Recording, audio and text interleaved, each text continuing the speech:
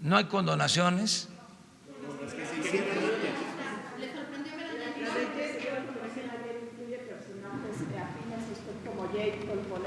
Como Ana Gabriela y también adversarios. ¿Qué le dice esta lista de condonaciones en sexenios anteriores?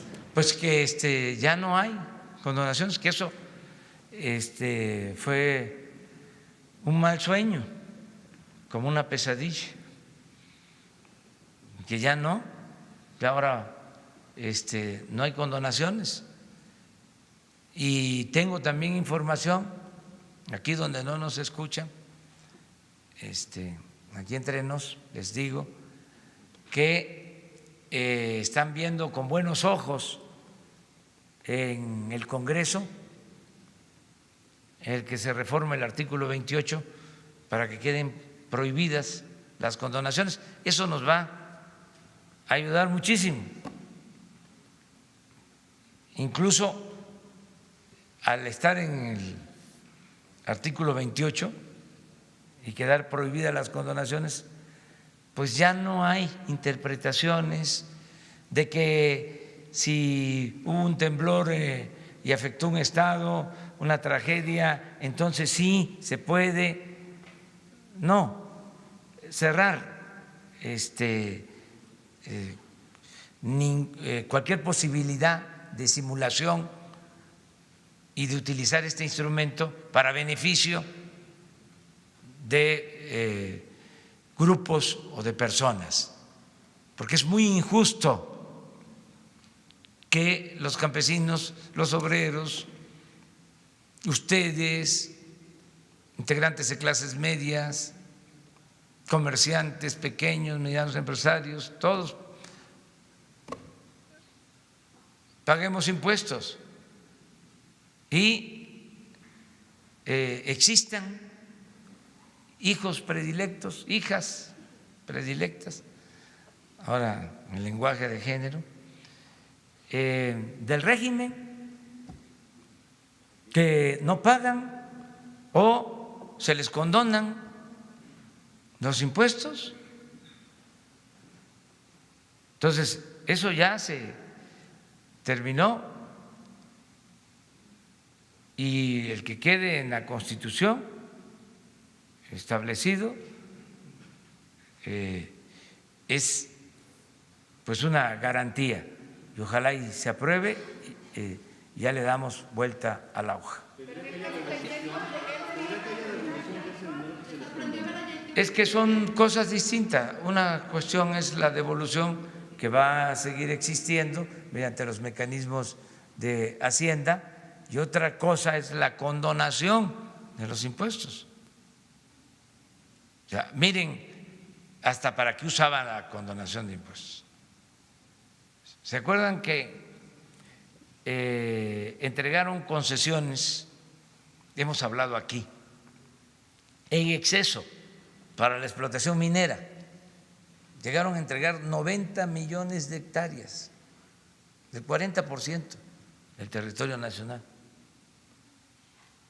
Tenían que pagar un derecho, pero como existía el mecanismo de la condonación,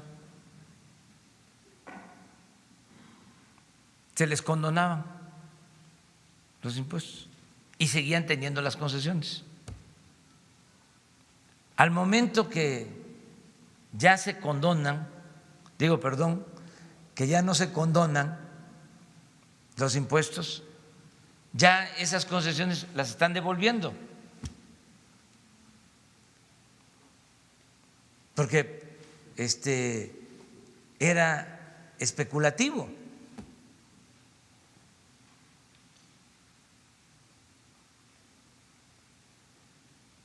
Entonces se pone orden. Es lo mismo de las facturas falsas o de las empresas fantasmas. Se crearon en los últimos años empresas como hongos después de la lluvia, surgieron empresas fantasmas. En todas las investigaciones, todo el lavado de dinero para evadir impuestos. Eran empresas que tenían como domicilio fiscal terrenos baldíos, casas de personas humildes que ni sabían, o trabajadores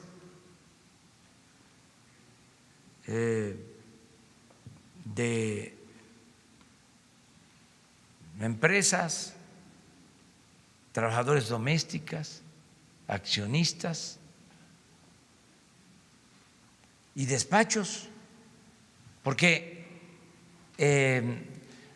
algunos se preocuparon de que ahora va a ser delito grave y decían,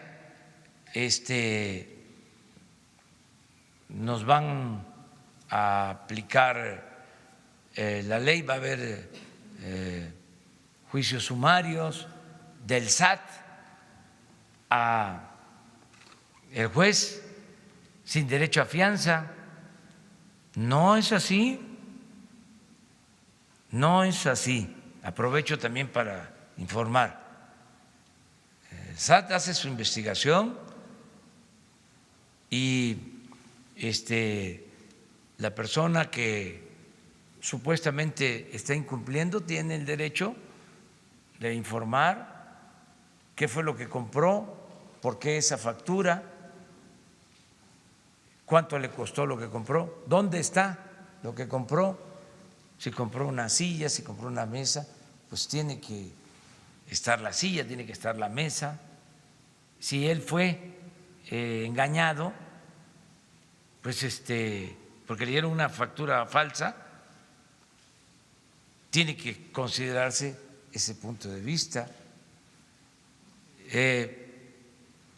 Pero además, luego el SAT tiene que enviar este expediente a la Procuraduría Fiscal y la Procuraduría Fiscal hace lo propio, investiga y si considera el SAT y la Procuraduría Fiscal de que sí hay evasión, de que sí hay fraude, entonces se presenta un expediente para la Fiscalía General y el fiscal general, en este caso su representante, el Ministerio Público, pues inicia una averiguación y se presentan las pruebas. Y si en efecto hay una defraudación, pues entonces sí va al juez y el juez todavía es el que va a juzgar. Si hay la evasión, pues entonces sí es cárcel sin derecho a fianza. Entonces es un procedimiento. Ahora, si la persona fue engañada, es inocente, pues en todo el proceso se va a demostrar que compró la silla, que compró la mesa, pero en realidad ¿qué cosa es lo que sucedía?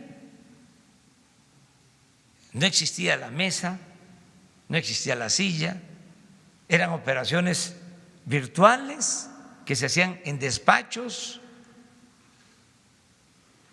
para defraudar, para robar a manos llenas, con influyentismo, porque eso se creó al amparo del poder público, se toleró. ¿Y cuánto deja de ingresar a la hacienda pública de esa manera por esa evasión? Se calcula que hasta 500,000 millones de pesos al año.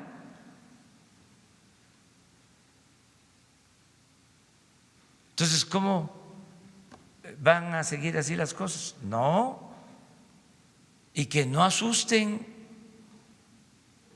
Además, el que nada debe, nada teme, pueden decir ahí en la Constitución que es delito grave la corrupción y es delito grave la evasión fiscal y es delito grave el fraude electoral, pero si no somos rateros, si cumplimos con nuestra responsabilidad, si no somos mapaches electorales, ¿qué nos va a preocupar?